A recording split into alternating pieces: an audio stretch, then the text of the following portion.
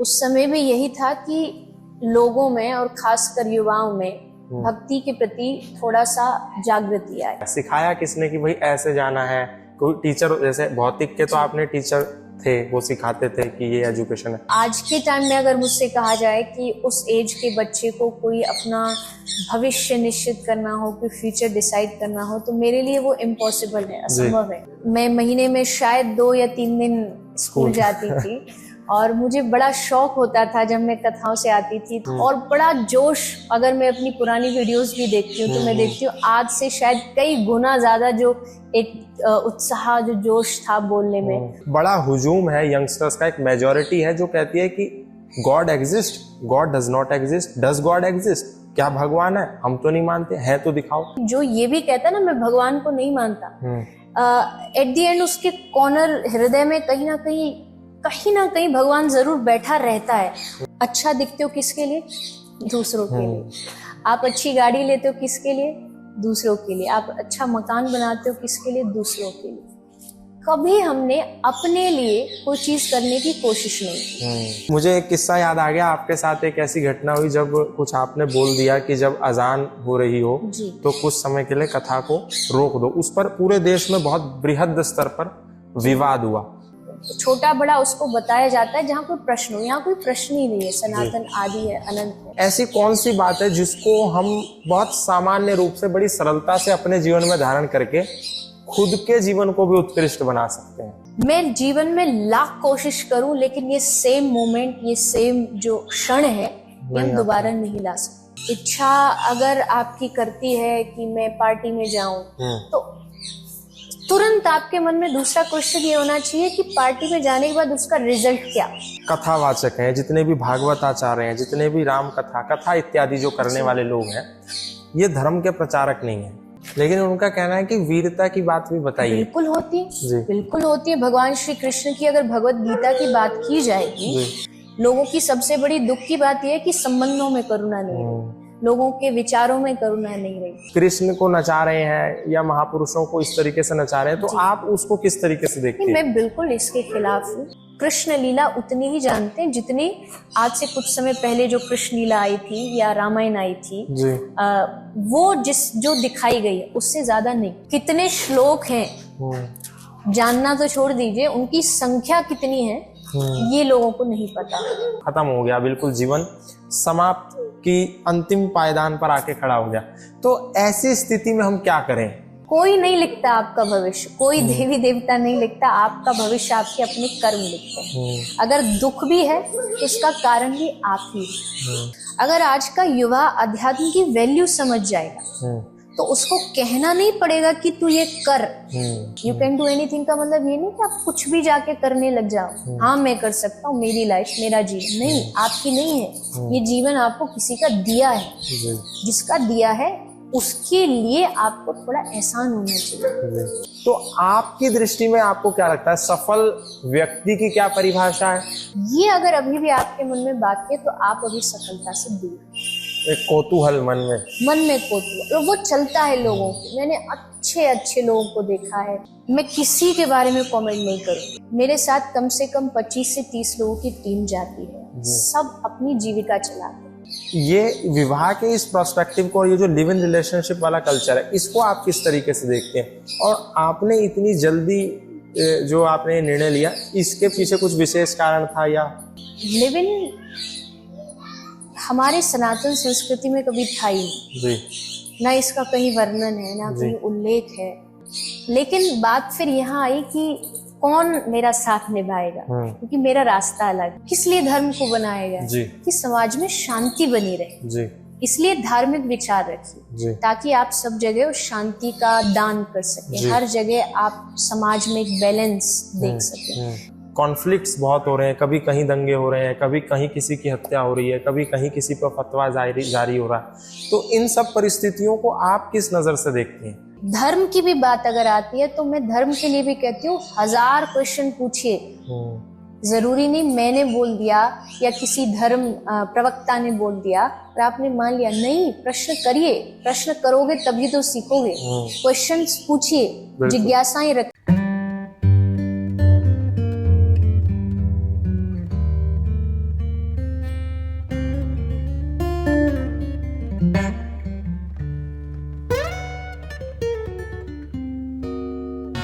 नमस्कार दोस्तों, मेरा नाम है गौतम और इस वक्त मैं मौजूद हूँ वृंदावन में। लगातार मैं आपको विदेशी साधक, संत, तपस्वी, सन्यासियों के साथ संवाद श्रृंखलाएं दिखाता हूँ, उनके साथ इंटरव्यूज दिखाता हूँ। काशी में, प्रयागराज में, मथुरा में, वृंदावन में, हरिद्वार में, ऋषिकेश में। तो आज उसी श्रृंखला में हमारे साथ एक भागवत आचार्य हैं, जिनको आप सभी ने सुना होगा, देखा होगा आस्था चैनल पर, संस्कार टीवी पर, दिव्य पर, और जितने भी आध्यात्मिक माध्यमों से आपने उनकी कथाओं का श्रवण किया होगा, सुना होगा। आज वो हमारे साथ मौजूद हैं, उनसे बात करेंगे और आध्यात्मिक विषयों पर चर्चा करेंगे। तो देवी जी, बहुत बहुत आपका स्वागत। सबसे पहले बहुत बहुत धन्यवाद, आपने मुझे ये मौका दिया कि मैं भी अपनी बात आप तक और लोगों तक पहुंचा सकूं। और वृंदावन आप आए हैं तो आपका बहुत बहुत स्वागत है हमारी धरती पर। जी धन्यवाद। तो देवी जी, जो सबसे पहला सवाल आपको देख करके युवाओं के मन में आता है वो ये आता है कि एक कोई नौजवान, क्योंकि आपको आज से नहीं सुन रहे लोग, बहुत समय हो गया, मुझे लगता है 1 दशक से तो ज्यादा का समय हो गया होगा। तो बचपने से, बाल्यकाल से आपको लोग सुन रहे हैं, तो उनके मन में एक ये सवाल हमेशा रहता है कि कब से कथा कर रही है और कथा कैसे, कथा को करना इन्होंने चुना, क्या उद्देश्य रहा होगा, और अगर ये कथा बचपन से कर रही है तो फिर इनकी पढ़ाई कहाँ से हुई होगी? देखिए, शुरुआत तो मेरी उस आयु से हो गई थी जहाँ से मुझे भी आज के टाइम में अगर मुझसे कहा जाए कि उस एज के बच्चे को कोई अपना भविष्य निश्चित करना हो, कोई फ्यूचर डिसाइड करना हो, तो मेरे लिए वो इम्पॉसिबल है, असंभव है। 7 साल की एज में मैंने पहली भागवत की इसी वृंदावन में, और उससे पहले मैं छोटे छोटे कार्यक्रम, भजन गाया करती थी। लेकिन बचपन से ही भक्ति और आध्यात्म में रुझान था, क्योंकि मेरा बचपन, जन्म वृंदावन ब्रज में हुआ है। तो यहाँ के संस्कार में बच्चा बच्चा भक्ति से जुड़ा रहता है। यहाँ के बच्चे को राधा राधा, कृष्ण भगवान से प्रेम होता है। तो वो प्रेम कब धीरे धीरे अध्यात्म के इस स्तर पे पहुंच गया कि मुझे ये करना है, वो भगवान की कृपा है, वो संतों की कृपा है। बचपन से संतों का मुझे संग मिला, सानिध्य मिला। तो उनके साथ रहते रहते मैंने 7 साल की उम्र में पहली भागवत कथा शुरू की। अच्छा, तो पढ़ाई फिर कैसे हुई? पढ़ाई मेरी कथा के साथ साथ मैंने पूरी कंटिन्यू की। मैंने 12th तक, जो 12वीं क्लास तक, मैं महीने में शायद 2 या 3 दिन स्कूल जाती थी। और मुझे बड़ा शौक होता था, जब मैं कथाओं से आती थी तो मैं अपने कपड़े खुद प्रेस करके कि कल मुझे स्कूल, जैसे बहुत से बच्चे होते हैं मुझे नहीं जाना, और मुझे शौक होता था कि मुझे महीने में 2 या 3 दिन मिल रहा है, तो मैं एकदम उत्साह से जाया करती थी। उसके अलावा कथा में भी मैंने अपने टीचर्स रखे। जब मैं कथा में जाती थी तो वो मुझे जो भी सब्जेक्ट, भौतिक मटेरियल सब्जेक्ट्स होते हैं वो पढ़ाते थे। पर्सनल टीचर कुछ समय तक। तो उनके सानिध्य में रह करके मैंने अपनी वो स्टडी की। उसके बाद फिर मैंने ग्रेजुएशन की, डिस्टेंस से अपनी ग्रेजुएशन। किस विषय में? मैंने आर्ट्स में। आर्ट्स में? जी। मतलब कौन सा, वो बनाने वाली आर्ट्स या नहीं, आर्ट सब्जेक्ट। तो आर्ट्स में कुछ विषय तो रहा होगा जरूर। आर्ट्स में विषय मैंने इंग्लिश ऑनर्स चुना। अच्छा, इंग्लिश। जी। तो जैसे अभी आप कथाएं वगैरह करती हैं, तो उस समय तो आपने नहीं चुना, कथा ने आपको चुना, अध्यात्म ने आपको चुना। अब आपका क्या विजन है, क्या उद्देश्य रहता है? देखिए, उस समय भी और आज भी उद्देश्य एक ही है, वो बदला अभी भी नहीं है। उस समय भी यही था कि लोगों में और खासकर युवाओं में भक्ति के प्रति थोड़ा सा जागृति आए। लोग जाने कि क्यों हमारे जीवन में भगवान जरूरी है, क्यों उनका भजन करना चाहिए, अध्यात्म क्यों जरूरी है। और उसी यात्रा को लेके शुरुआत हुई और आज भी वही चल रहा है। कथा का मुख्य उद्देश्य, मैं हमेशा बोलती हूँ कि कथा तो सब जानते हैं।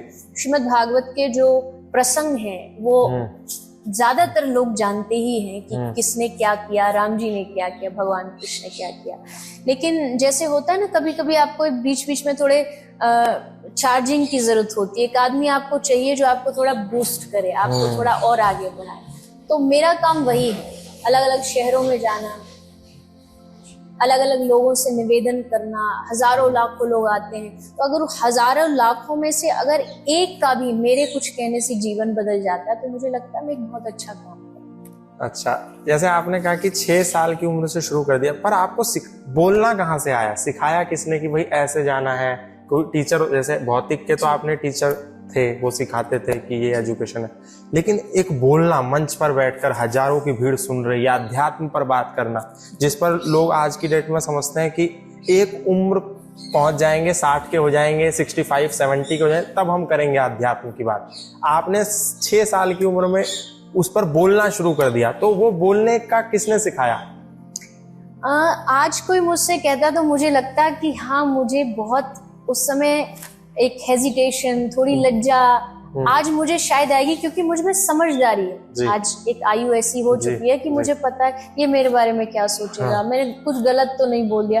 लेकिन उस समय मुझे कुछ पता ही नहीं था, मुझे बस ये था कि हाँ, मुझे लोगों तक कुछ बोलना है, अपना भजन, अपनी बात, अपनी ये पहुंचानी है। और बड़ा जोश, अगर मैं अपनी पुरानी वीडियोस भी देखती हूँ तो मैं देखती हूँ आज से शायद कई गुना ज्यादा जो एक उत्साह, जो जोश था बोलने में, वो स्वतः ही था, वो ऑटोमेटिक था, उसमें कोई बनावटीपन नहीं था, कहीं से सीखने की जरूरत नहीं पड़ी। ये जरूर था कि मेरा बचपन सुनने में बहुत बीता है। जब मैंने कथा कहना शुरू किया, उससे पहले मैंने कई सैकड़ों कथाएं सुनी है, और उसका जो क्रेडिट जाता है वो मेरे माता पिता हैं, क्योंकि वो मुझे वहां लेकर के जाते थे, उन सत्संग में संतों के सामने बिठाते थे, मैं उनकी बातें सुनती थी, ये कैसे बोल रहे हैं, ये कैसे भजन गा रहे हैं, ये भजन अच्छा है तो शायद मैं भी अपने कथा में उसका उपयोग करूं। तो वो सारी चीज उनके द्वारा ही मुझे सिखाई। वहां से ही। अब जैसे आप अपनी उम्र के इस पड़ाव पर हैं कि जहाँ पर कुछ भी बोलना है तो सोच के बोलना है, समझ के बोलना है। आपने कहा कि बचपन जो है यहाँ भगवान का नाम लेकर के बीता, तो अब इस उम्र में, क्योंकि हम देखते हैं कि बहुत एक बड़ा हुजूम है यंगस्टर्स का, एक मेजॉरिटी है जो कहती है कि God exist, God does not exist, does God exist, क्या भगवान है? हम तो नहीं मानते, है तो दिखाओ। तो ऐसी परिस्थिति में यदि आपसे पूछा जाए कि अगर भगवान के बिना या परमात्मा के बिना, ईश्वर के बिना, परम सत्ता के बिना जीवन कैसा हो, इससे आपको बारे में, उसके बारे में आपसे यदि कोई पूछे तो आप क्या क्या सोचती हैं, उनके बिना जीवन कैसा? पहली बात तो जो लाइन आपने कही, डज गॉड एग्जिस्ट, जो लोग आजकल बच्चे पूछते हैं, वो दिखाई नहीं देता। तो दिखाई तो हवा भी नहीं देती, लेकिन है। ऑक्सीजन दिखाई नहीं देता, लेकिन उसके बगैर हमारा जीवन अधूरा है। भगवान भी एक सांस के बराबर है। अगर आपकी जीवन में श्वास नहीं होगी तो आप जी नहीं पाएंगे। मेरे नजरिए में हर एक आदमी, क्योंकि एक आदमी का जो कनेक्शन है वो भगवान से सबसे पहले, शरीर बाद में मिला, आंख बाद में मिली, फैमिली, परिवार बाद में मिला, रिलेशन बाद में मिले, सबसे पहले जो चीज है वो है आत्मा। वो सबसे पहले हमारे पास थी, और वो आत्मा कहाँ से आई? वो परमात्मा से आई। ईश्वर अंश, जीव विनाशी। तो वो उससे जुड़ा हुआ है, वो फील भी करता है। मैं आपको एक बात कहूँ कि जो ये भी कहता है ना मैं भगवान को नहीं मानता, एट द एंड उसके कॉर्नर हृदय में कहीं ना कहीं भगवान जरूर बैठा रहता है। वो गिरेगा भी तो उसके मुंह से एक बार तो कृष्ण राम निकलेगा ही निकलेगा। तो तर्क देने के लिए तो हर आदमी कह देता है, खासकर आजकल के युवा। लेकिन उन युवाओं से मेरा इतना ही कहना है कि नमक जो है वो सब्जी में दिखाई नहीं देता, लेकिन स्वाद उसी से आता है। अगर वो नहीं होगा, आप उसमें लाखों मसाले डाल लीजिए, उसको अच्छा दिखा सकते हैं, आप प्रेजेंट कर सकते हैं, लेकिन स्वाद नहीं रहेगा। तो आजकल की जो लाइफ है, जिसकी लाइफ में भगवान नहीं है, उनकी लाइफ उसी सब्जी जैसी है। दिखती तो बहुत अच्छी है कि हाँ बड़ी चमक धमक है, बड़ा सुख है, सब है, लेकिन जो उसमें जो भगवान रूपी जो फैक्टर है, अगर वो मिसिंग है तो उस जीवन का, उस लाइफ का कोई स्वाद नहीं। मतलब परमात्मा नहीं तो जीवन उसकी तरह है कि दिया है, बाती है, लेकिन उसमें तेल नहीं है। तो देवी जी, जैसे आपने कहा कि उस समय लोग क्या सोचेंगे, लोग क्या बोलेंगे, ये हमारे मन में बचपने में नहीं होता, और हम निरंतर कुछ ना कुछ बोलते रहते हैं। तो आजकल क्या है, लोगों के मन में एक समस्या ये भी है कि जैसे सपोज किसी ने किसी के मुंह पे एक शहद की तरह तारीफ कर दी, मिश्री की तरह, गुड़ की तरह, मिठास गन्ने की तरह तारीफ कर दी, लेकिन पीठ पीछे बुराई कर दी, और फिर हमें पता चलता है कि उस व्यक्ति ने हमारे बारे में ऐसा कहा उस व्यक्ति ने हमारे बारे में ऐसा क्या। तो ये हर व्यक्ति के जीवन में चल रहा है, चाहे वो झोपड़ी में कोई रह रहा है या कोई महल में रह रहा है, सबके साथ ये स्थिति सेम है, समान है। तो ऐसी स्थिति में लोग खुद को कैसे बैलेंस करें? पहली बात तो ये है कि बुराइयां, निंदा किसकी नहीं है। पीठ पीछे लोगों ने भगवान राम जी को भी सुनाया, भगवान कृष्ण को भी सुनाया जी। तो हमारा जीवन तो उनके सामने बहुत छोटा है। दूसरी बात, अगर बात जहाँ तक आती है कि हम उस बुराई को, अपनी निंदा को, उसको अपने ऊपर फेंक ना होने दे, तो मेरा मानना ये है, हमारे दिमाग में हमेशा एक बात ही चलती है कि दूसरे ने मेरे बारे में क्या बोला है।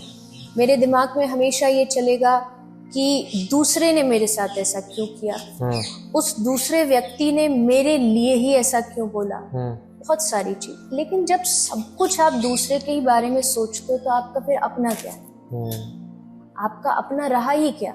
आप अच्छा दिखते हो किसके लिए? दूसरों के लिए। आप अच्छी गाड़ी लेते हो किसके लिए?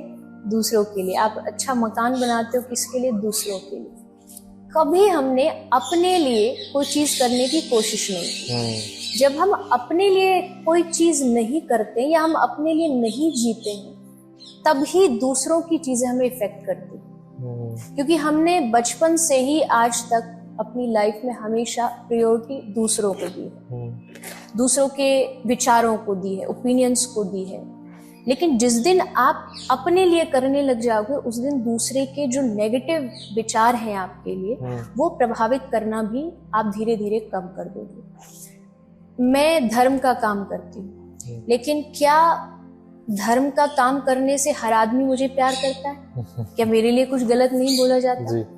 मेरे जैसे हजारों लोग अच्छा जो कर रहे हैं उनके लिए भी बोला जाता है, जो बुरा कर रहे हैं उनके लिए भी बोला जाता है। तो बोलना कोई बड़ी बात नहीं है, बुराइयां होना कोई बड़ी बात नहीं है, बल्कि यही बुराइयां हैं जो आपको इतनी ज्यादा स्ट्रेंथ देते हैं।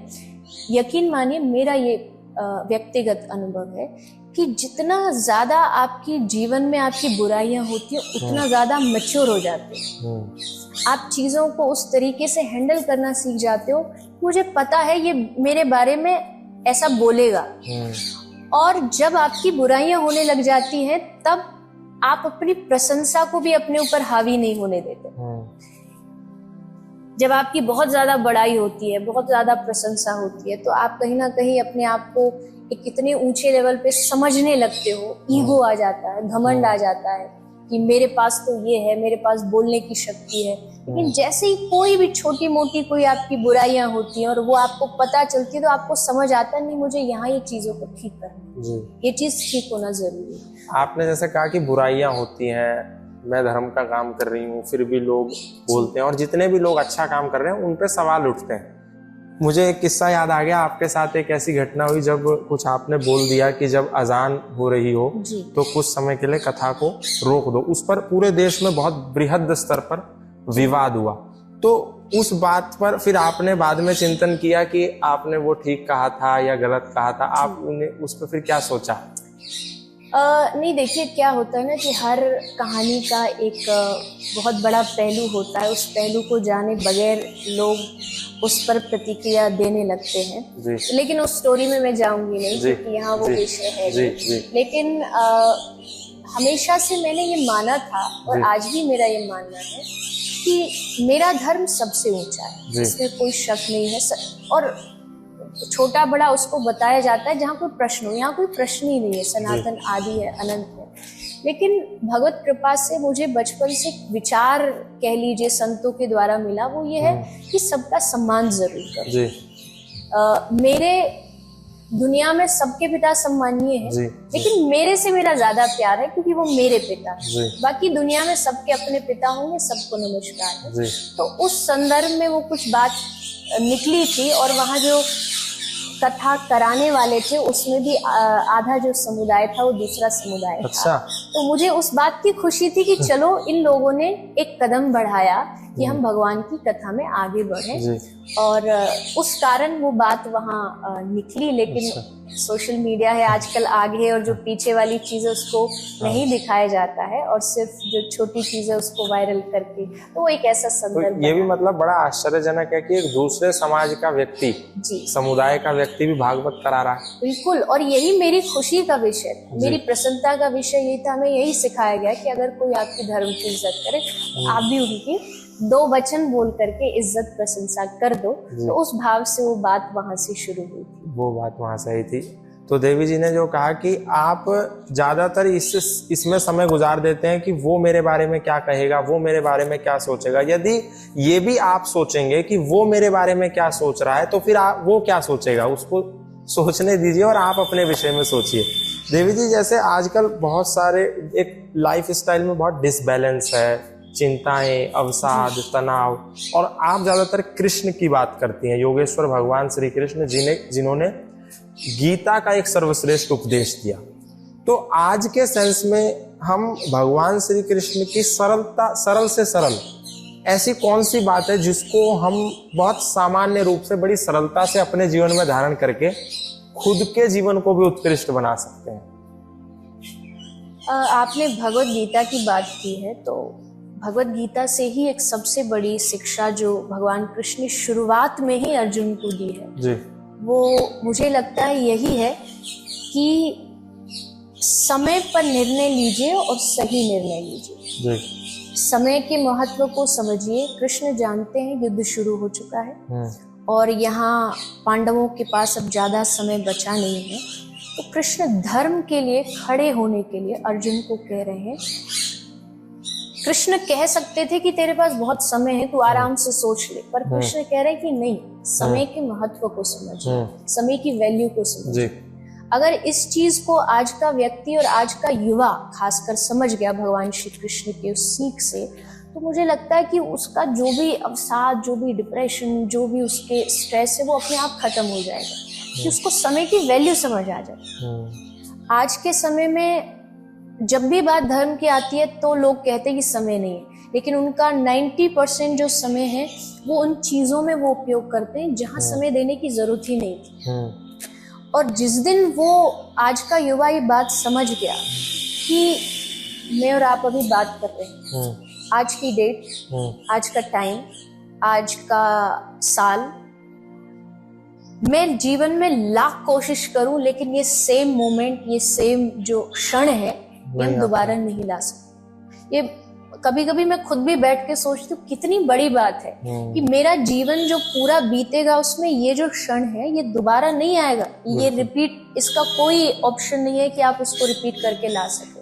तो इतनी बड़ी चीज जो समय भगवान ने हमें दिया है, आप अगर उसका सही उपयोग करना श्री कृष्ण की वाणी से सीख गए कि हमें अपने जीवन को कहाँ किस तरह से उपयोग करना है, अपने टाइम को डिवाइड करके कितना समय हमें सोशल मीडिया को देना है, कितना समय पढ़ाई को देना है, कितना समय अध्यात्म को देना है, क्योंकि वो अध्यात्म जो है उसको जोड़ना हम भूल जाते हैं क्योंकि हमें लगता है वो जरूरी नहीं है। लेकिन जब आप उन चीजों को करना सीख जाएंगे, मुझे लगता है भगवान कृष्ण की सीख भी आपके जीवन में आप समझ पाए।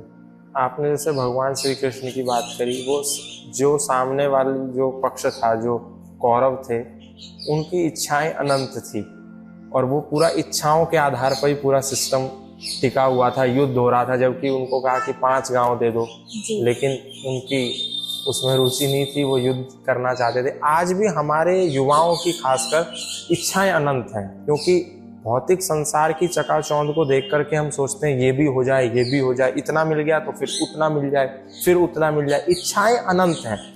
तो आज के इस परिप्रेक्ष्य में, आज के इस परिदृश्य में कैसे हम इच्छाओं को चैनलाइज कर सकते हैं, खासकर युवा वर्ग कैसे अपनी इच्छाओं को चैनलाइज कर सकता है अध्यात्म की दृष्टि से?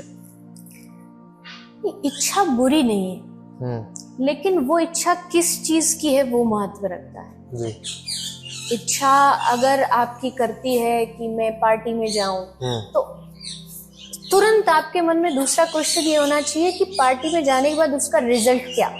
अगर वो इच्छा पूरी भी हो जाती है तो फिर उससे आउटकम क्या निकला? केवल 1 या 2 घंटे का वो एंजॉयमेंट, या उसके बाद भी उसका कुछ आउटकम है, अगर है तो इच्छा रखिए। जैसे उदाहरण के लिए मेरी इच्छा है कि मैं सत्संग में जाऊं, ये भी एक इच्छा ही है, लेकिन ये इच्छा का एक रिजल्ट है कि उससे मेरा जो लाइफ है, उससे मेरा जो जीवन है वो कैसे चलाना चाहिए, वो मुझे सत्संग सिखा देगा। मुझे किताब पढ़नी है तो मुझे पता है कि ये इससे मेरे जीवन में ये होने वाला है। तो पहली चीज तो ये है कि जब भी आपके मन में इच्छा आती है, आएगी, मैं आपको लाख बोलूं या मेरे जैसे हजारों वक्ता पैदा हो जाएं, हजारों महापुरुष पैदा हो जाएं, कौन नहीं जानता इच्छा होना गलत बात है। सही बात है। सब सिखाते हैं कि इच्छा कम रखिए, कृष्ण कह रहे हैं, राम कह रहे हैं, लेकिन इंसान है तो इच्छा आएगी। लेकिन इच्छा जब आती है तो अगला प्रश्न बस उससे यही करिए और उससे ही आप डिसाइड करिए कि ये इच्छा सही है या गलत। आप ये पूछिए कि उससे आपको रिजल्ट क्या मिलेगा। अगर उससे आपके जीवन में कुछ अच्छी चीज आ रही है तो ऐसी इच्छाएं हर रोज करिए। धर्म के लिए इच्छा करिए, मैं अपने देश के लिए क्या अच्छा कर सकता हूँ, मैं अपने समाज के लिए क्या अच्छा कर सकता हूँ।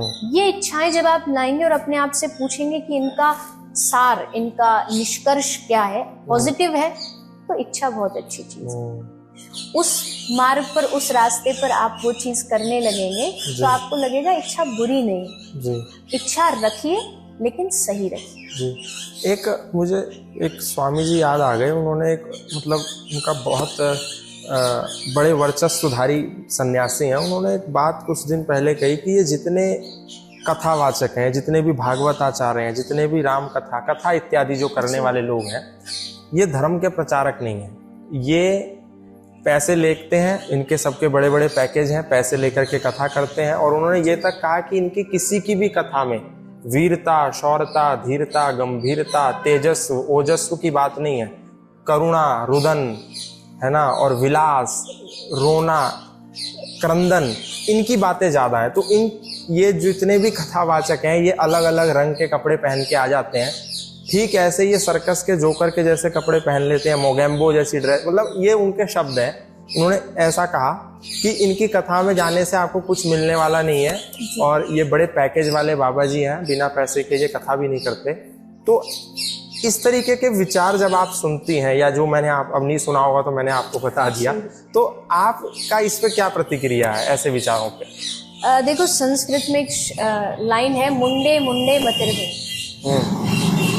ये दुनिया भगवान ने रंग बिरंगी बनाई है, और हर एक इस दुनिया में फिलहाल तो 8 बिलियन हो गए, 8 बिलियन लोग हैं। 8 बिलियन मतलब 8 बिलियन प्रकार के विचार जी। हर एक इंडिविजुअल का एक अलग विचारधारा होती है। मैं किसी विचार के खिलाफ नहीं हूँ। जहां तक बात आती है करुण रस की, तो मैं खुद उसके समर्थक में, मैं खुद उसके साथ खड़ी हूँ, क्योंकि जिस भूमि पे हम बैठे हैं ना, इस भूमि ने ही ये करुण रस दुनिया को दिया है। लेकिन उनका कहना है कि वीरता की बात भी बताइए। बिल्कुल होती है, बिल्कुल होती है। भगवान श्री कृष्ण की अगर भगवत गीता की बात की जाएगी, अगर मैं अपनी भागवत का प्रवचन कर रही हूँ तो भागवत में भगवत गीता का जिक्र तो आएगा ही आएगा। और जब भगवत गीता की बात होगी तो स्वतः ही, अभी मैंने खुद ने कहा, भगवान कृष्ण अर्जुन को कह रहे युद्ध कर, समय पे सही निर्णय ले। तो जहाँ जिस समय उचित होती है उस समय वो बात कही जाती है। लेकिन जिस कृष्ण की हम बात कर रहे हैं ना, वो कृष्ण केवल एक रंग का नहीं, उस कृष्ण के 1000 रंग। वो कृष्ण वीरता में आए तो उससे बड़ा कोई वीर नहीं, अगर वही कृष्ण माधुर्य रस में आए तो उनसे बड़ा कोई रस में भी नहीं है। तो उस कृष्ण को हर एक व्यक्ति का प्रेजेंट करने का तरीका अलग अलग होता है। किसी को कृष्ण केवल युद्ध मैदान में खड़ा हुआ दिखता है, तो हम वृंदावन वालों को कृष्ण बांसुरी में दिखाई देता है। हम उसको आंख भी बंद करेंगे तो हमें वो चक्रधारी कृष्ण ही दिखेगा, हमें वही कृष्ण दिखेगा कि यमुना के किनारे बंसी बांसुरी बजा रहा है और राधा रानी उनके साथ खड़ी है। तो ये सबके कृष्ण को देखने का नजरिया अलग है। मैं उस नजरिए को गलत नहीं बोलूंगी, अगर वो इस नजरिए से देख रहे हैं तो वो भी सही नजरिया है। लेकिन आज के समय में मुझे लगता है लोगों में करुणा का होना भी बहुत जरूरी है। लोगों की सबसे बड़ी दुख की बात यह है कि संबंधों में करुणा नहीं है। लोगों के विचारों में करुणा नहीं रही।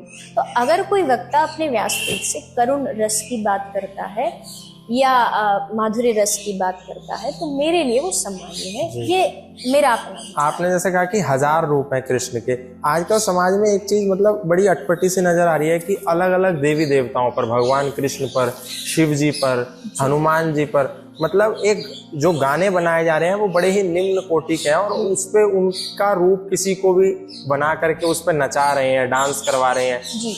और कई भागवत कथाओं में भी ऐसा देखने को मिलता है कि कृष्ण को नचा रहे हैं या महापुरुषों को इस तरीके से नचा रहे हैं। तो आप उसको किस तरीके से देखते हैं? मैं बिल्कुल इसके खिलाफ हूँ। मैंने अपनी कथाओं में भी इस चीज को एकदम से बंद रखा है। कहीं भी कोई ऐसा विषय नहीं आता।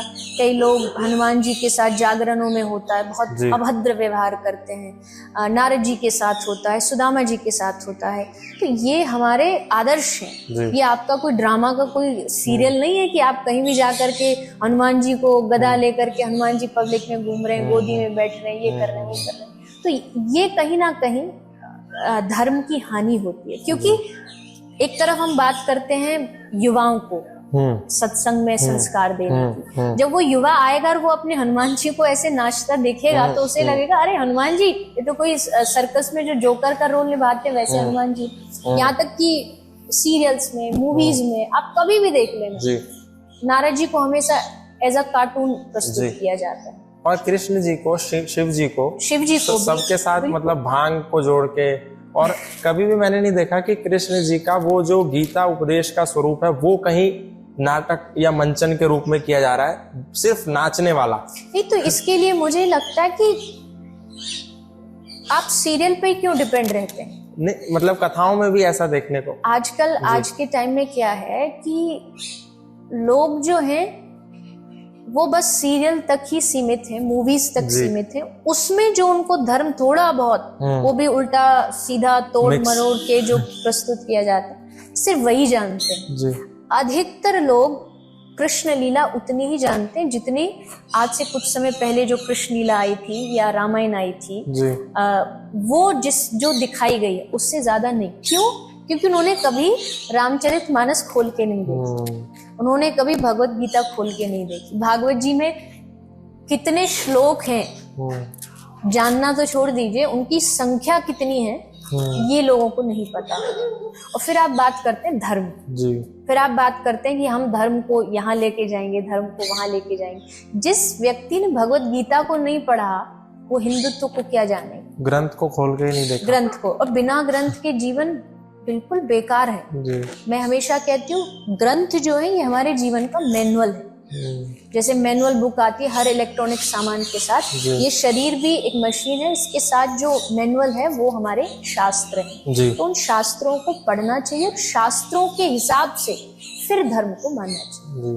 देवी जी, अक्सर हम देखते हैं कि हमारे इस जीवन के कालखंड में बचपन से लेके एडल्ट होने तक, नौजवान होने तक, फिर वृद्धावस्था आने तक, मतलब ये बालात वृद्धोपरांत जो हमारी जीवन की यात्रा है इसमें विभिन्न उतार चढ़ाव आते हैं। कभी हम बूम पे चले जाते हैं, कभी बिल्कुल नीचे आ जाते हैं। तो जब हम बहुत ज़्यादा नीचे जाते हैं तो अक्सर हमें ना बहुत टेंशन हो जाती है, हम टूट जाते हैं एक तरीके से कि अब खत्म हो गया, बिल्कुल जीवन समाप्त की अंतिम पायदान पर आके खड़ा हो गया। तो ऐसी स्थिति में हम क्या करें? इंसान ऐसी स्थिति में क्या करे? क्योंकि उसको हमेशा ये बताया जाता है कि इन सब समस्याओं का जो समाधान है वो आध्यात्म है। लेकिन अब अध्यात्म में क्या है समाधान वो लोगों को नहीं पता चल पा रहा है। तो क्या करें ऐसी स्थिति में लोग? अगर आप अध्यात्म की शरण में इसलिए जा रहे हो कि आपका जीवन अच्छा चलता रहे तो इसका मतलब आपने अध्यात्म को अभी तक समझा नहीं। अध्यात्म केवल दुखों से निपटारे के लिए नहीं होता है, बल्कि अध्यात्म एक प्रकार की मैं कहूंगी वैक्सीन है। औषधि में और रसायन में क्या फर्क होता है? औषधि होती है बीमारी के बाद ली जाती है, रसायन माने वैक्सीन होती है जो बीमारी से पहले दी जाती है ताकि आपको वो बीमारी न लगे। तो अध्यात्म वो वैक्सीन है जो आपको निराश होने से पहले कोई भी जीवन में उतार चढ़ाव आए उसके लिए जो फाउंडेशन चाहिए आज के जमाने में अगर आप ये कह रहे हैं कि लोग निराश जल्दी हो जाते हैं, उसका कारण है कि लोगों की फाउंडेशन मजबूत नहीं है। फाउंडेशन माने उनको बचपन से जो शिक्षा मिली है वो शिक्षा में अध्यात्म नहीं था, घर में अध्यात्म नहीं था, इसलिए वो चीजों को लेकर के बहुत जल्दी स्ट्रेस हो जाते हैं। और एक नई चीज और मैंने सुनी है, कभी कभार देखते हैं सोशल मीडिया पे, एक लोग आजकल नई चीज शुरू कर रहे हैं, स्ट्रेस मैनेजमेंट कैसे किया जाए, एंगर मैनेजमेंट कैसे किया जाए। तो मुझे यही समझ नहीं आता कि आप मैनेज तो उन चीजों को करते हैं ना जो चीज कीमती होती है। स्ट्रेस कहाँ से कीमती हो गया कि आप उसको मैनेज करना सीखें, लेकिन हमने उसे as a part of life समझ लिया। हम सोचे बैठे हैं कि भैया जीवन में टेंशन तो है ही है, स्ट्रेस तो है ही है, लेकिन हमें अध्यात्म ये सिखाता है कि हाँ है, लेकिन उसको हैंडल करने का जो तरीका वो बहुत आसान है अगर आप अध्यात्म से जुड़े हुए। और जहां तक बात आती है टेंशन की, दुख की, परेशानियों की, इंटरनेशनल फ्लाइट में जब हम जाते हैं ना, तो वहाँ फ्लाइट जो प्लेन होता है उसकी टेक ऑफ और लैंडिंग दोनों हमारे हाथ में नहीं, पायलट के हाथ में। टर्बुलेंस बीच में आ जाए तो वो प्रकृति के हाथ में। हमारे हाथ में क्या है? हमारे हाथ में ये है कि उस 12 घंटे की फ्लाइट में या तो आप खाओ, या आप सो, या आप टीवी देखो, या आप किताब पढ़ो, या आप माला करो। ये हमारे हाथ में। तो ठीक उसी तरह टेक ऑफ और लैंडिंग माने जन्म और मृत्यु, ये हमारे हाथ में नहीं है। टर्बुलेंस माने दुख, संकट, ये भी हमारे हाथ में नहीं है। ये भी आएंगे जाएंगे, जीवन चलता रहे। हमारे हाथ में क्या है? हम डिसाइड करें कि हमें उसमें करना क्या है। आराम से, आनंद से, मस्ती से भजन करना है, हमें मस्ती से अपने सफलता की ओर जाना है, हमें अपने धर्म को बचा के रखना। ये हमारे हाथ में, ये डिसाइड करना पूरा 1-8% नहीं, 100% हमारे हाथ में कि उस कालखंड में हम क्या चुने। हमेशा हमें सिखाया गया है, जीवन का पहला लास्ट पेज ऑलरेडी लिख चुका है, लेकिन बीच का पूरा खाली है। वो आपको ही लिखना पड़ेगा, वो कोई दूसरा नहीं आएगा आपके। हमारे बचपन में ऐसा बोलते हैं हमारे क्षेत्र की तरफ कि जब बच्चा 6 दिन का होता है तो एक माता आती है, वो उसका भविष्य लिखती है, ये करती है, वो करती है। कोई नहीं लिखता आपका भविष्य, कोई देवी देवता नहीं लिखता आपका भविष्य, आपके अपने कर्म लिखते हैं। अगर दुख भी है तो उसका कारण भी आप ही।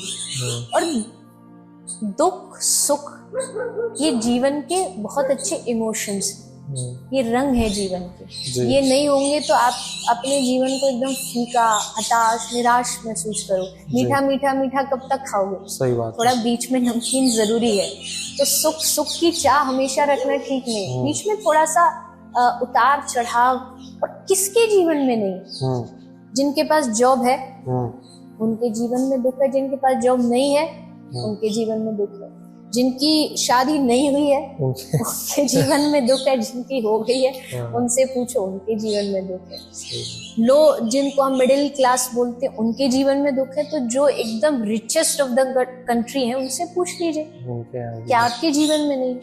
बस सबके दुख की कैटेगरीज अलग अलग होती है, सबके दुख के देखने का होता सबके जीवन में। बस उसको आध्यात्म एक ऐसी औषधि है, एक ऐसा रसायन है जो आपको हैंडल करना सिखाए। तो देवी जी, जैसे आपने अध्यात्म की बात करी, हमें चुनना है कि हमको क्या लेना है, किस चीज का हमें चुनाव करना है, वो बटन हमारे हाथ में है। तो युवा इन सब चीजों को, श्रेष्ठ जीवन शैली को, तप को, अनुष्ठान को, मतलब जो वो कर रहा है वो करता रहे। इसके अतिरिक्त वो धार्मिक चीजों को जो उसको उत्कृष्ट शिखर पर ले जाएंगी, अपने जीवन में इम्प्लीमेंट कैसे करें? क्योंकि इम्प्लीमेंटेशन करना ये अपने आप में एक बहुत बड़ी समस्या है। ठीक है, आपने उसके सामने 10 ऑप्शन रख दिए, लेकिन वो इम्प्लीमेंट कैसे करेगा, उसको जीवन में धारण कैसे करेगा, उसको उतारेगा कैसे जीवन में? ये भी एक बहुत बड़ा फैक्टर है जिस पर हमेशा लोगों का संशय बना ही रहता है। पहले तो सबसे पहले ना आपको उसकी वैल्यू समझनी होगी। अगर मुझे पैसे की वैल्यू पता है तो वो कीचड़ में भी होगा तो मैं उसको उठा के, धो के, साफ करके अपने जेब में रखूंगा, क्योंकि मुझे उसकी वैल्यू पता है।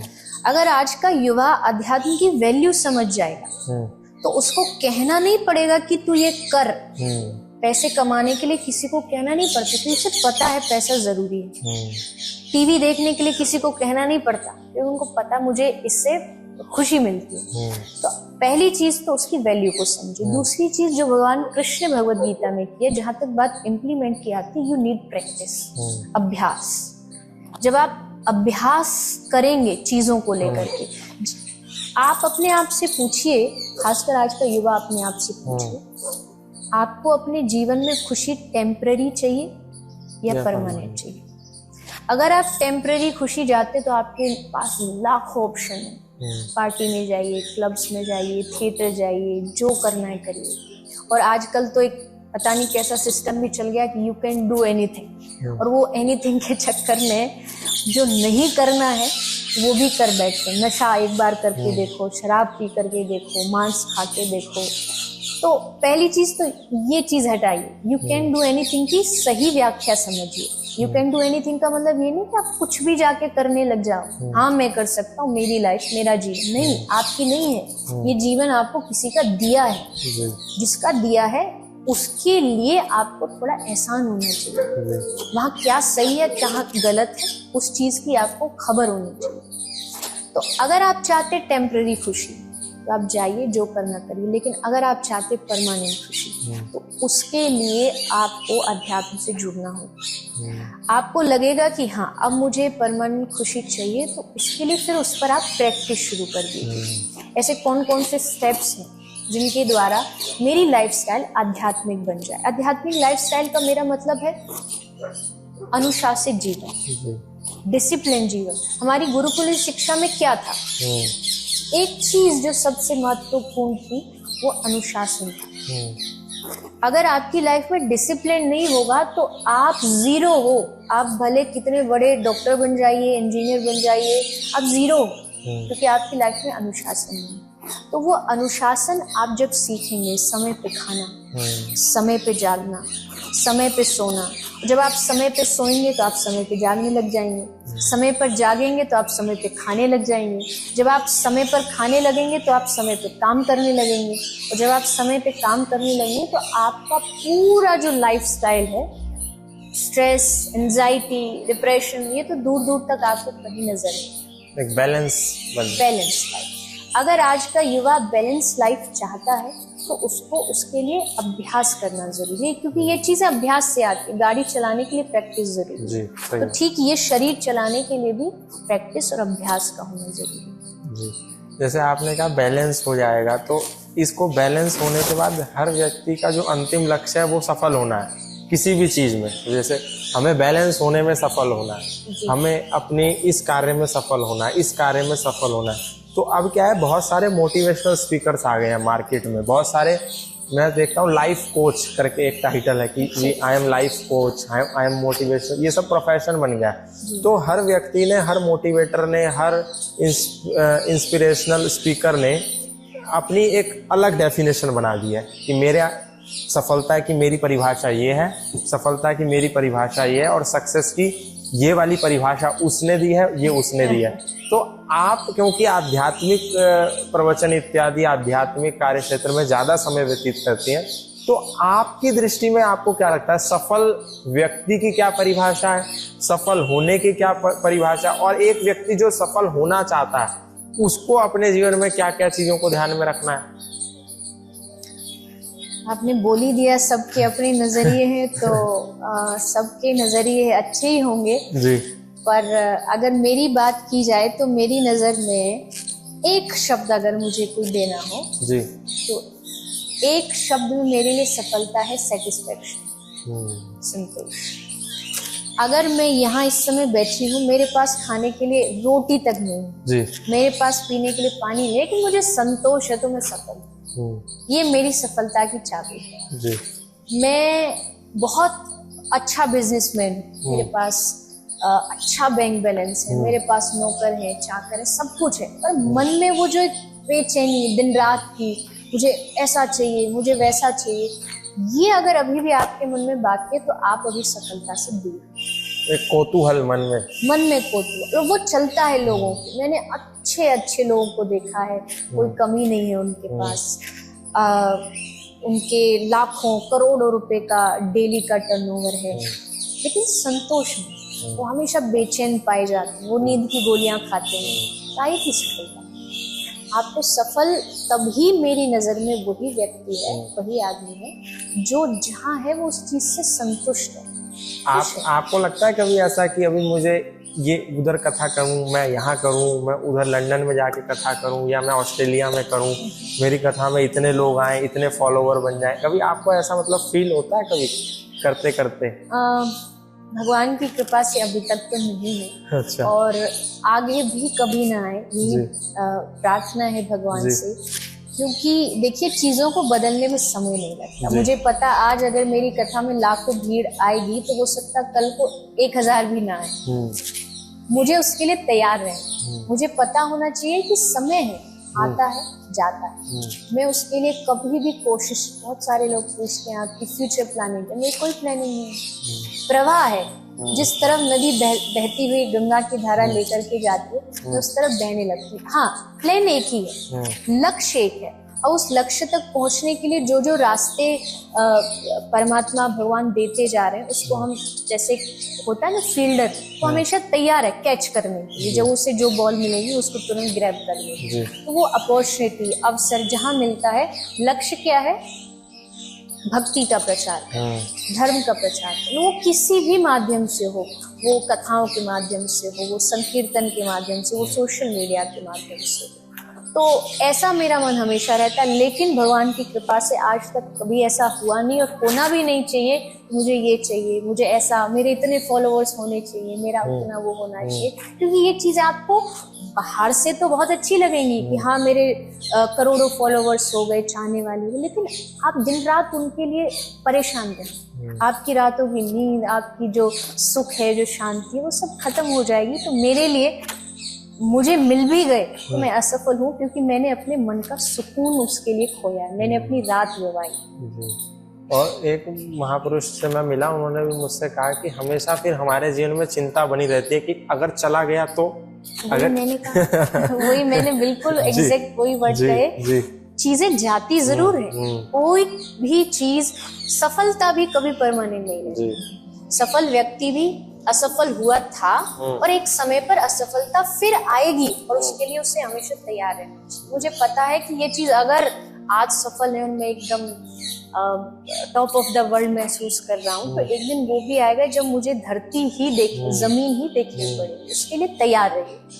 मैं आपके सोशल मीडिया, आपके यूट्यूब चैनल को देख रहा था, तो उसमें मुझे बहुत बड़ी संख्या में ये कमेंट देखने को मिला कि देवी चित्रलेखा जी, मतलब आपकी कथाओं के नीचे, वीडियोस के नीचे, कि ये कहने के लिए धर्म की बातें करते हैं, अध्यात्म की बातें करते हैं, लेकिन आप इनको कथा करने के लिए बुलाइए तो ये आपसे बहुत बड़ा अमाउंट चार्ज करेंगे, तब ये लोग आएंगे। तो ये कैसे, मतलब धर्म के प्रचारक कैसे हुए? ये तो बिजनेसमैन है।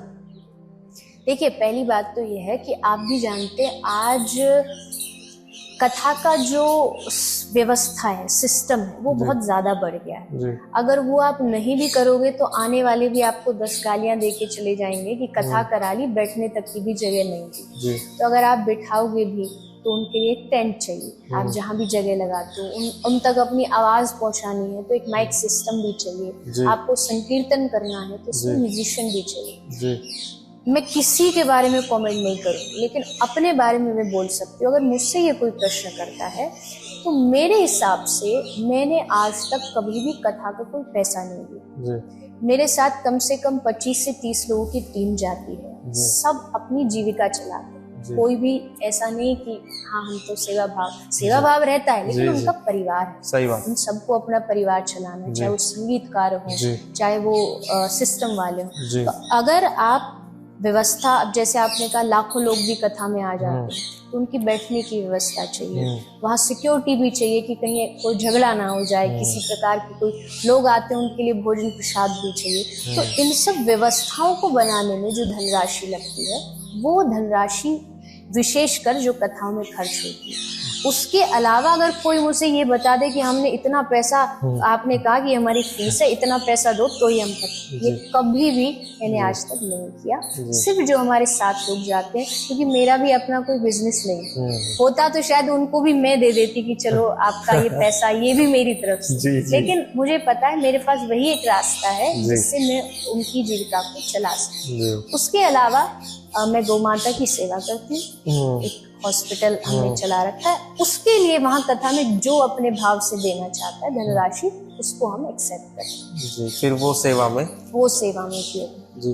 देवी जी, आजकल जैसे हम देखें तो एक रिलेशनशिप बड़ा कॉन्फ्लिक्ट सा चल रहा है। अभी हाल में मैं एक न्यूज़ पढ़ रहा था कि एक लड़की को लिव इन रिलेशनशिप में वो लोग रहते थे और उसके 35-36 टुकड़े उसके प्रेमी ने कर दिए। और भी मतलब ये रिलेशनशिप में कॉन्फ्लिक्ट्स हैं, लिव इन रिलेशनशिप है, साथ में रहते हैं। एक जो विवाह जैसा जो शब्द है, जो बड़ा पवित्र शब्द है, इसकी कहीं ना कहीं मान्यता को समाप्त ही ये लोग करते जा रहे हैं।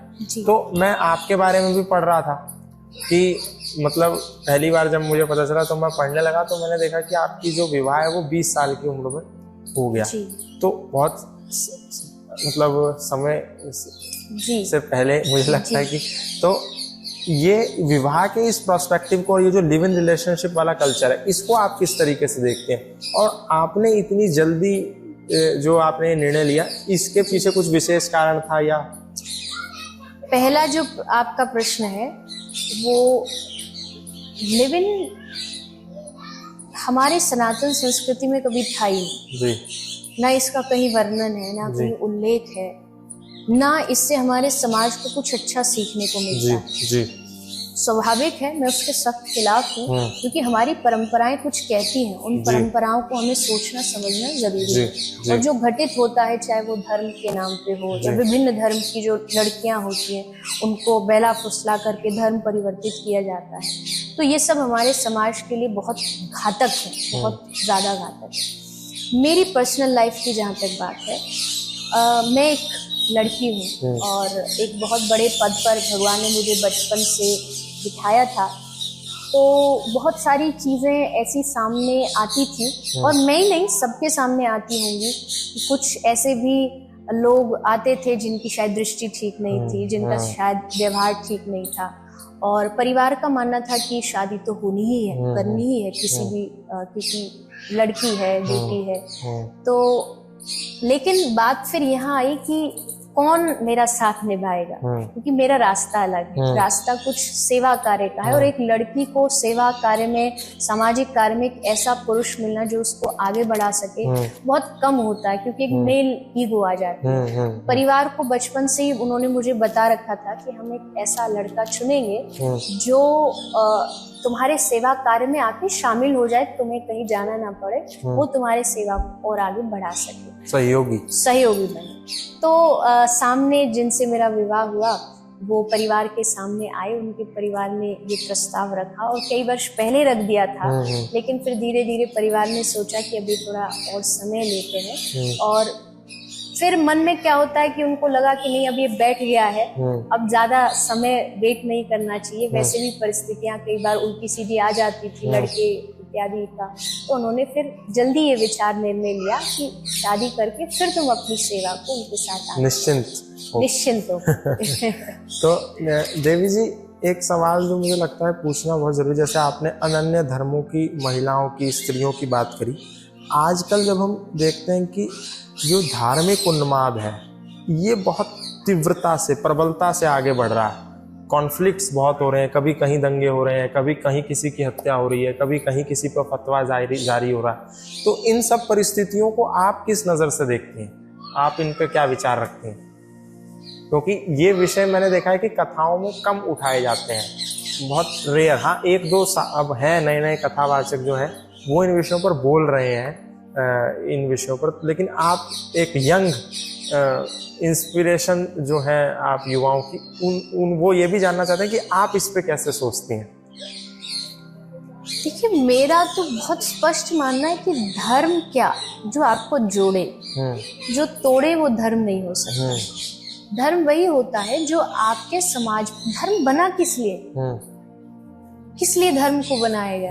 कि समाज में शांति बनी रहे, इसलिए धार्मिक विचार रखिए जी ताकि आप सब जगह उस शांति का दान कर सकें, जी। हर जगह आप समाज में एक बैलेंस देख सकें। लेकिन अगर वही धर्म अशांति का अगर कारण बन जाए, चाहे वो कोई भी धर्म, जी तो मुझे लगता है कि वो धर्म नहीं है, फिर वो केवल एक राजनीति है। क्योंकि धर्म आजकल राजनीति से ज्यादा जो मुद्दा है वो धर्म है, जी झगड़ा राजनीति से ज्यादा धर्म है, क्योंकि लोगों ने धर्म को बाहरी दिखावे का वस्तु बनाई, ये विकृत भी कर दिया मुझे लगता है। विकृत हुआ है, बहुत बुरी तरीके से विकृत हुआ है। जब तक आप धर्म को एक अनुभव की वस्तु नहीं रखेंगे तब तक आप धर्म को दिखावे से ही जीते हैं। मेरे पास, मैं ये नहीं करता, मैं वो नहीं करता, मैं इतनी माला करता हूँ, मेरा ये संप्रदाय है, मैं भी एक संप्रदाय से हूँ, मेरे माथे पे तिलक है, मेरे गले में कंठी है, लेकिन ये मेरी एक वेशभूषा है, ये धर्म नहीं है, ये सिंबल है, ये सिंबल है। एक आर्मी का अपना ड्रेस कोड होता है, मैं भक्त हूँ, मेरे भक्त होने का ये एक सिंबल है कि मैं भक्त बनने की कोशिश कर रही हूँ। तो ये चीज धर्म नहीं है, ये उन धर्म तक पहुंचने की सीढ़ियां हैं जो कोशिश की जाती है। लेकिन धर्म से जो धीरे धीरे समाज में अशांति फैलाई जाती है, धर्म के नाम पे दंगे फैलाए जाते हैं, जो तुम्हारे धर्म ग्रंथ में है भी नहीं उसको कह करके लोगों को भड़काया जाता है, तो इसका मतलब तुमने धर्म को समझा। अपने धर्म को समझिए। और सबसे बड़ी क्वालिटी धर्म की ये है, 4 धर्म है मुख्य रूप से पूरे विश्व में, हर एक के पास अपना एक ग्रंथ है, उस ग्रंथ के अनुसार हमें अपने समाज को चलाने की कोशिश करनी चाहिए। हम हिंदुत्व हैं, हम सनातनी हैं, हमें भगवत गीता को अपना बेस बनाना चाहिए। अगर वो बेस स्कूली शिक्षाओं में भी अगर सिखा दिया जाए, शिक्षा पद्धति में भगवत गीता को जोड़ दिया जाए, तो मुझे लगता है कि बच्चे धर्म को समझेंगे। और फिर वो धर्म के नाम पे ये जो झंडे लेकर के खड़े हो जाते हैं, दंगे करते हैं, आतंक फैलाते हैं, इन सब चीजों से दूर हो सकते। जब लोग गुरुकुल में पढ़ेंगे वेदों को, उपनिषदों को, दर्शनों को, भगवत गीता को, तो व्हाट्सएप यूनिवर्सिटी और फेसबुक यूनिवर्सिटी से प्राप्त होने वाला धर्म का ज्ञान गौण हो जाएगा और ये पता चल जाएगा कि ये जो ज्ञान इस व्हाट्सएप, फेसबुक और ट्विटर यूनिवर्सिटी से हमें प्राप्त हो रहा है, ये धर्म नहीं है, ये धर्म के नाम पर कुछ और ही प्रस्तुत किया जा रहा है। तो देवी जी से आज हमने विभिन्न विषयों पर बातचीत करी, संवाद किया। अंत में देवी जी, कुछ आप जो संदेश अपना देना चाहती हैं, खास करके युवाओं को, नौजवानों को, अपनी संस्कृति से संबंधित, क्योंकि आपने गुरुकुल परंपरा की बात करी, उसकी इम्पोर्टेंस से रिगार्डिंग आपका जो पर्सनल, आप कुछ भी मैसेज देना चाहती हैं और इस संवाद के बारे में जो भी आप। देखिए, बच्चा हो, बड़ा हो, किसी भी धर्म का आदमी हो, सबको एक ही चीज लगती है कि मेरे जीवन में खुशियां हो, मेरा जीवन सकारात्मक हो, मेरे जीवन में किसी प्रकार का कोई निराशा ना हो, हताशा ना हो। लेकिन केवल कहने से कोई चीज होती नहीं, आपको उन पर अमल करना बहुत जरूरी है। अगर मुझे भूख लगी है तो केवल भोजन भोजन कहने से भूख नहीं मिटती, भोजन खाना पड़ता है। तो ठीक उसी तरह आज के जो युवा हैं, उनसे मेरा यही निवेदन रहेगा, खूब खुश रहिए, खूब प्रसन्न रहिए, लेकिन उसके साथ साथ लॉजिकली भी चीजों को सोचने की कोशिश करिए, साइंटिफिकली। धर्म की भी बात अगर आती है तो मैं धर्म के लिए भी कहती हूँ, 1000 क्वेश्चन पूछिए। जरूरी नहीं मैंने बोल दिया या किसी धर्म प्रवक्ता ने बोल दिया और आपने मान लिया, नहीं, प्रश्न करिए, प्रश्न करोगे तभी तो सीखोगे। क्वेश्चंस पूछिए, जिज्ञासाएं रखिए, आपकी हर चीज के प्रति जिज्ञासा है, फोन में कौन सा एप्लीकेशन क्या करता है, किससे क्या होता है, तो धर्म के लिए भी कुछ क्वेश्चन रखिए ना। अपने धर्म गुरुओं से पूछिए, अपने माता पिता से पूछिए, परिवारजनों से पूछिए, और आप जब पूछेंगे तो आपको इतना नया रूप अपने धर्म का देखने को मिलेगा। आंख बंद करके फेथ मत करिए, आंख खोल के करिए, प्रश्न करके, जिज्ञासा करके आप अपने धर्म को अपने जीवन में ग्रहण करें। और आपको ये संवाद कैसा? मुझे बहुत अच्छा लगा। आप धर्म के लिए बहुत अच्छा कार्य कर रहे हैं, समाज के लिए बहुत अच्छा कार्य कर रहे हैं। हम जैसे जो विचार रखने वाले हैं उनकी वाणी लोगों तक पहुंचा रहे हैं, तो आप सतत ऐसे ही प्रयासरत रहिए और समाज को एक अच्छा मार्गदर्शन करते रहिए। तो ये देवी चित्रलेखा जी थी। इन्होंने विभिन्न विषयों पर और खास करके युवाओं के जो समस्या है, युवाओं की जो तनाव है, युवाओं का जो अवसाद है, युवाओं के जीवन में जितनी भी शून्य से लेकर के शिखर तक की जितनी भी समस्याएं हैं, उन समस्याओं पर हमने बात करी, समाधान लिया। अब देवी जी की कौन सी बात आपको सबसे ज़्यादा प्रभावित करती है, इनकी कौन सी बात ने आपके हृदय को सबसे अधिक सर्वाधिक स्पर्श करने का प्रयास किया, आप हमें कमेंट बॉक्स में ज़रूर बताएं। आज के लिए वृंदावन से इतना ही। फिर हम मिलेंगे किसी ऐसे आध्यात्मिक पुरुष के साथ, किसी आध्यात्मिक शख्सियत, आध्यात्मिक व्यक्तित्व के साथ। तब तक के लिए धन्यवाद, नमस्कार। बने रहिए, देखते रहिए और भविष्य में आप किसको देखना चाहते हैं, क्योंकि भागवताचार्य के रूप में देवी जी हमारी पहली अतिथि हैं और पहली वक्ता है, पहली कोई गेस्ट हैं, पहली महिला हैं। तो आगे आप किसको देखना चाहेंगे, आप ज़रूर बताएं। धन्यवाद, नमस्कार।